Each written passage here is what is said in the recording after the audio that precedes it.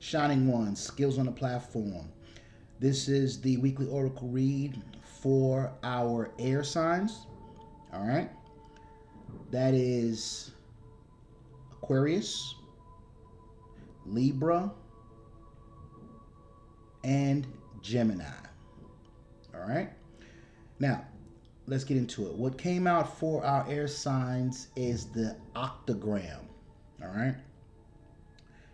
Air signs, the octagram or the eight-pointed star also spans several religions, dating as far back as Babylonian Sumerian times, in association with the goddess Ishtar and Inanna.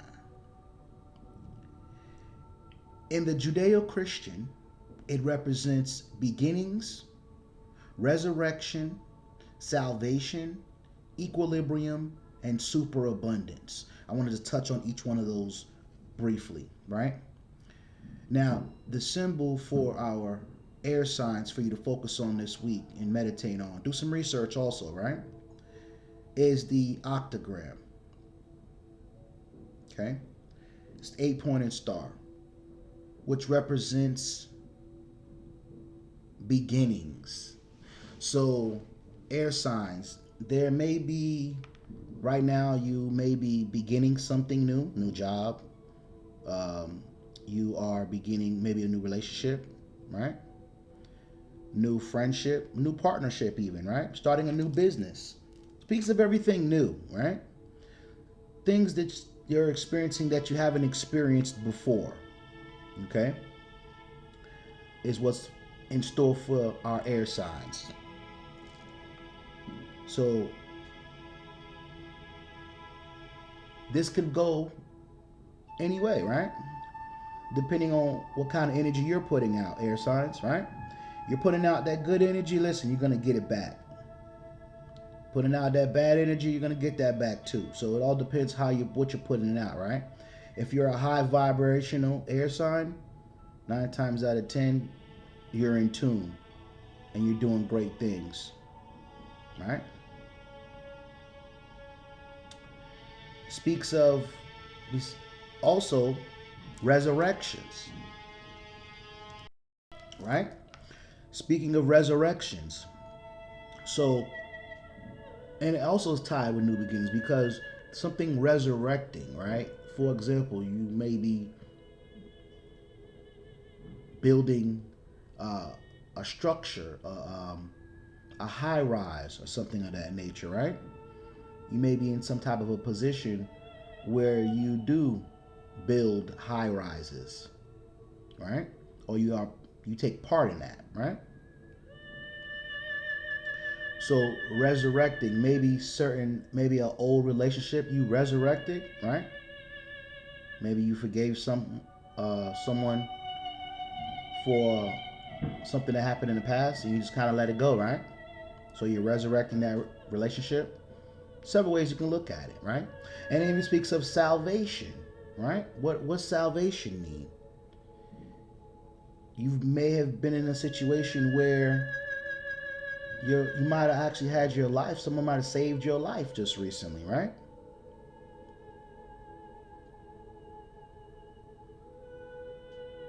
Okay.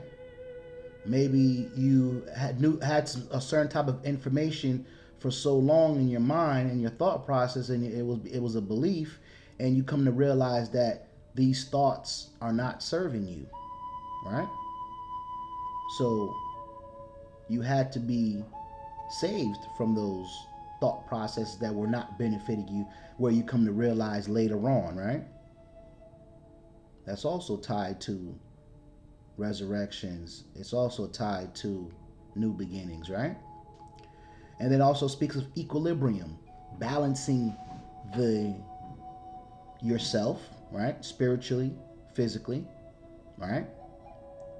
Balance is very important and key, especially in these times that we're in now. Because if you're not balanced, you're unbalanced. And if you're unbalanced, then you might not be getting nothing done. Or you may be moving in a counterproductive way, whereas you're only harming yourself. So be careful of that. Be careful of making decisions where you know it's not in your best interest, but you continue to do it anyway, right? It gets to a point where you do something over and over again, right? And you're getting the same results, and those results are not benefiting you in any way, shape, or form. That's called insanity. Doing something over and over again and getting the same results, especially those results are not benefiting you, is insanity. Now, if you're doing something over and over again and you're getting results, a good result after result from it, obviously that's a good thing. That's positive. But if you're not getting any good results from a decision you consistently continue to make, knowing that it's not beneficial to you, that is pure insanity. All right? So equilibrium, that balancing of the hemispheres of the brain, necessary. Okay? Can't focus. Now, I encourage you to watch all the other reads as well, because it ties in some way, shape, or form. Speaks of the equilibrium, balancing, right? And then the super abundance. So, air signs, super abundance is something that is a focus that you should have for this week. Super abundance. Something you got going on that's gonna bring in not just abundance, super abundance for our air signs. So a lot of you are on track to do some major things. Keep it up, because it's definitely in your favor. It's in the stars for you, right? It is in the stars for you, air signs. It also has associations with Egypt and Gnosticism, right? Gnostics means knowledge, to know, right? We're in the age of Aquarius. Air signs, Aquarius, right?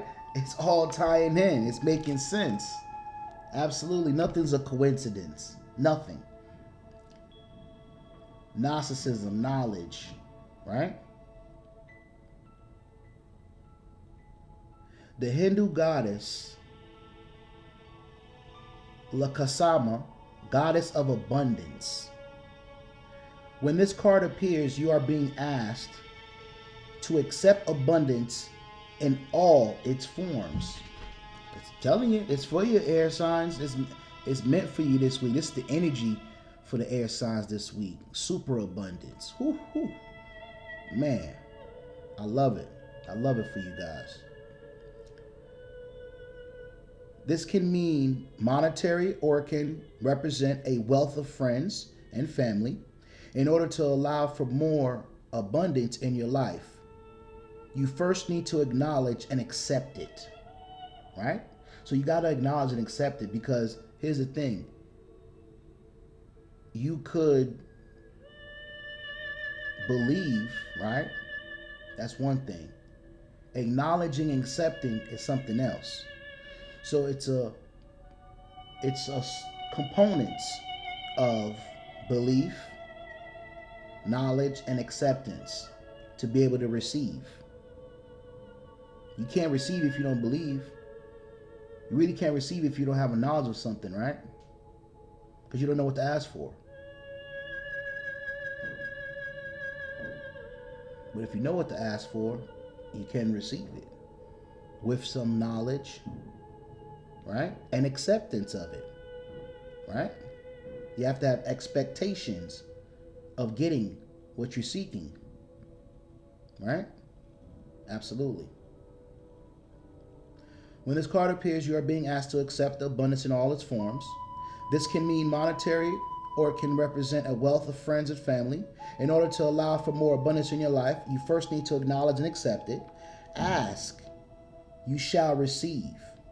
That's old scriptures saying. Ask and you shall receive. Knock and the door shall be open unto you. Right?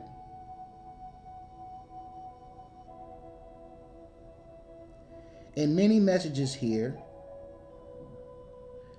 but also keep in mind that the asking must be done in moderation, within reason, right? So I mean, if you know you've never had $1 million, you're gonna go around asking for $1 million. Start off on where you are at.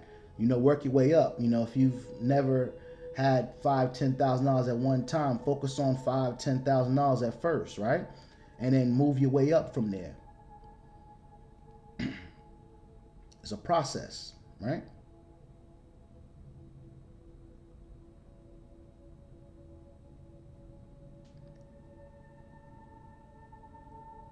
But also know in mind that the asking must be done in moderation within reason.